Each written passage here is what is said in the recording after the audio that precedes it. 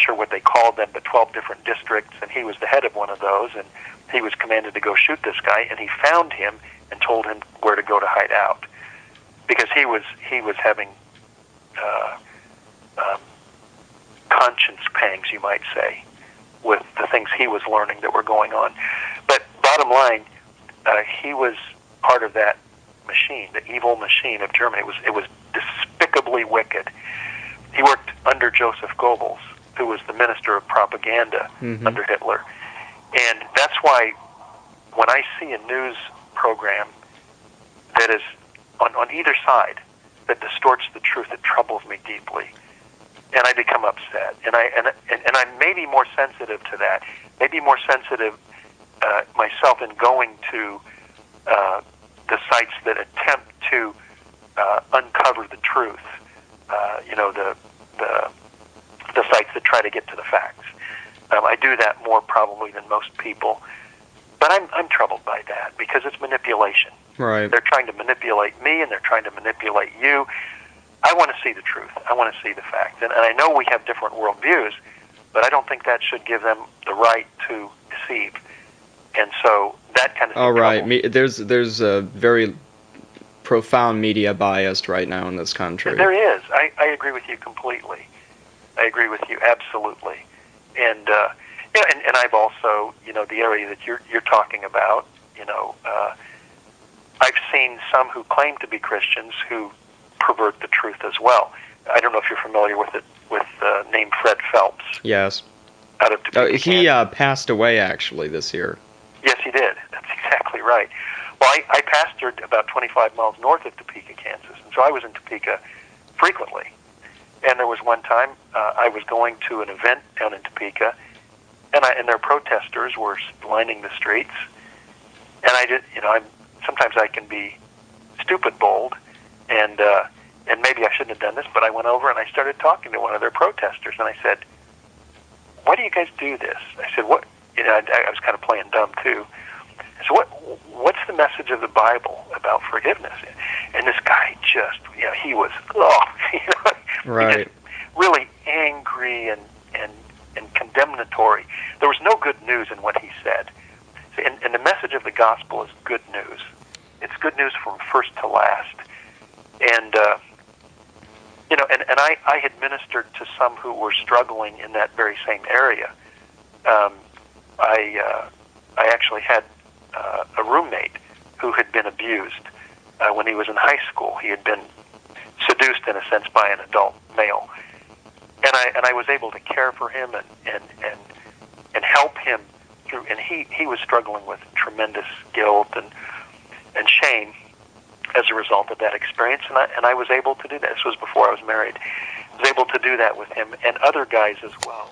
That's the fifth time he's brought that up. One of them, a Marine, U.S. Marine in Vietnam, who had a similar experience. He was an F-4 fighter pilot.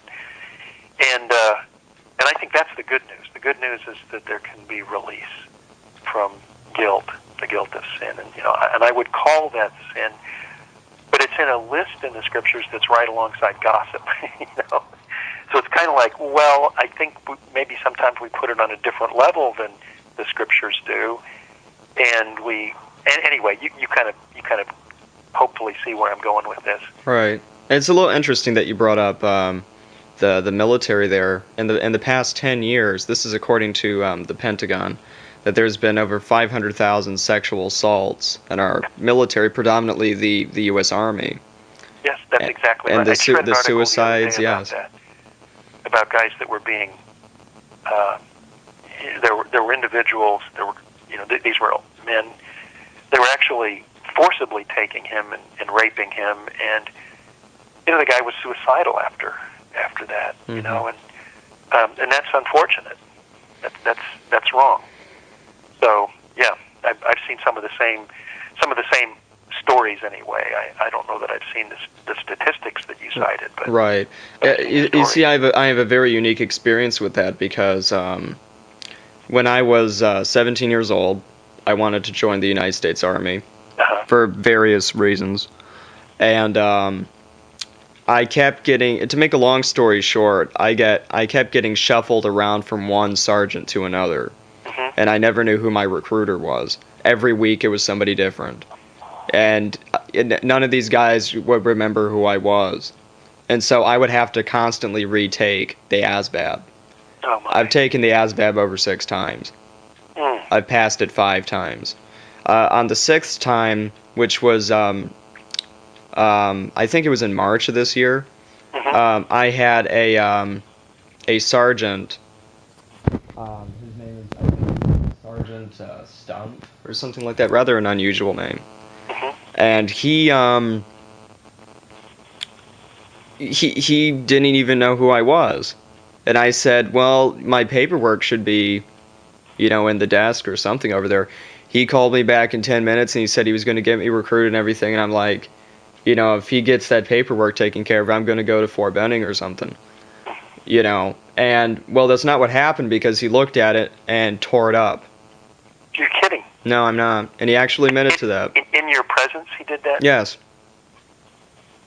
What was his point? Why did he do Well, that? he didn't like how I was educated. And he never really said why. He didn't like how I was educated, and he told me that my high school diploma was worthless and that I needed to get a GED. How were you educated? I was homeschooled. Well, we homeschooled our kids too, so I'm proud of you. Right. I went to Christian. Well, I was in public school like most people. I was in public school for kindergarten and first grade.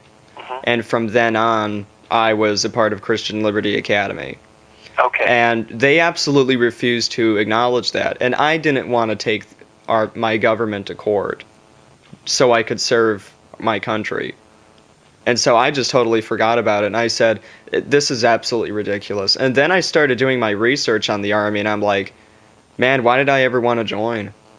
Because I looked at the suicide rates, and they were astronomical. They are astronomical. I mean, and I don't see anybody I don't see anyone talk about that either. They won't talk about gay marriage.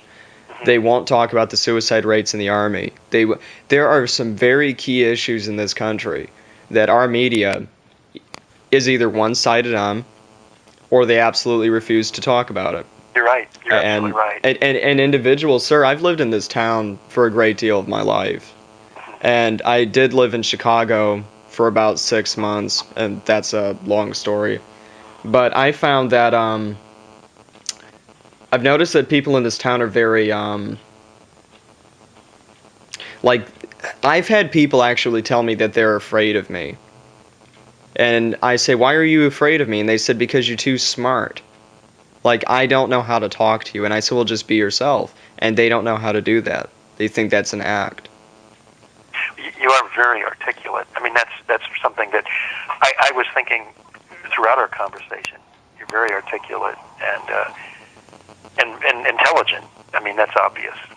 I have a question for you about Christian Liberty Academy. Is that affiliated with Liberty University? I'm not sure. Okay. Because I was telling you about a young man